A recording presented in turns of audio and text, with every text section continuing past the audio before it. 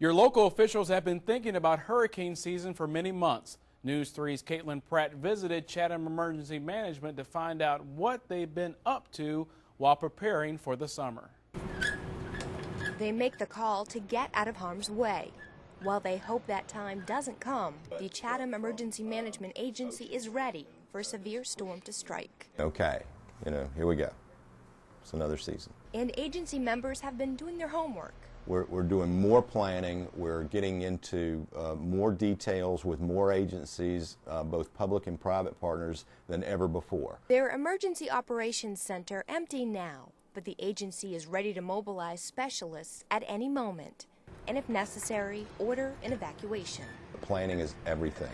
And it's like doing your exercises. It's like being out on the field and practicing. That's what the planning process gives you. The Red Cross is also geared up, tripling their supply warehouse space. Their goal, being able to shelter 500,000 people. And in those warehouses, you're going to find stuff like 500,000 blankets and cots and millions of ready-to-eat meals for when the power goes out. The organization is also speeding up financial assistance. 1 million affected families will get one of these check cards in the days after a disaster. That allows us to be able to charge up a specific amount based on what the family needs are, the size of the family, and then they can take that card anywhere to do their shopping. We have to be prepared. People rely on us to be there, and we will be there. So while you may not be prepared for a worst-case scenario becoming reality, your local emergency agencies are.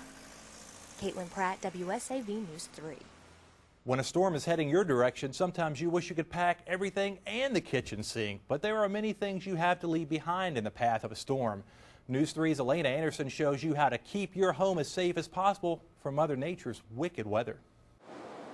Tina Amons works here at the Home Depot, but she's also helped with recovery efforts after major hurricanes. Her advice is to do what you can early, like anchoring any loose items you have outside that are too big to move indoors. I would suggest that you anchor the table down, because the chairs are more easier to move inside your home than a table such as this size, and I would say, yeah, go ahead and do that. Then you can just use these bolts right here, which are anchor bolts, concrete, and they go through concrete, and you just use your regular cordless drill. Instead of waiting until the last minute, you can go ahead and buy plywood for your windows and doors, and that includes your garage door. You have your windows boarded up, you got your door secured, but the garage door is so lightweight that the window just come on in there and break on in, and then you have all the flood of the water. If you have any trees close to your house, trim the branches or just cut the trees down. The rule of thumb is to plant how tall the tree is going to grow, because that's what you're told whenever you buy the tree. It tells you how tall it should grow. If it grows 18 feet or 12 feet, you want to plant it that far away from your home. Your home you probably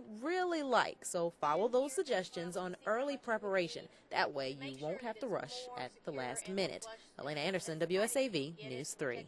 A reminder, all of this information you see tonight will be available on our website at WSAV.com. Just click on the Hurricane Center. Next on Stormwatch.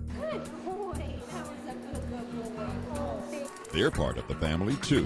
Your pet needs an evacuation plan just like everyone else. We're on your side with suggestions on how to make sure your four-legged friend stays high and dry.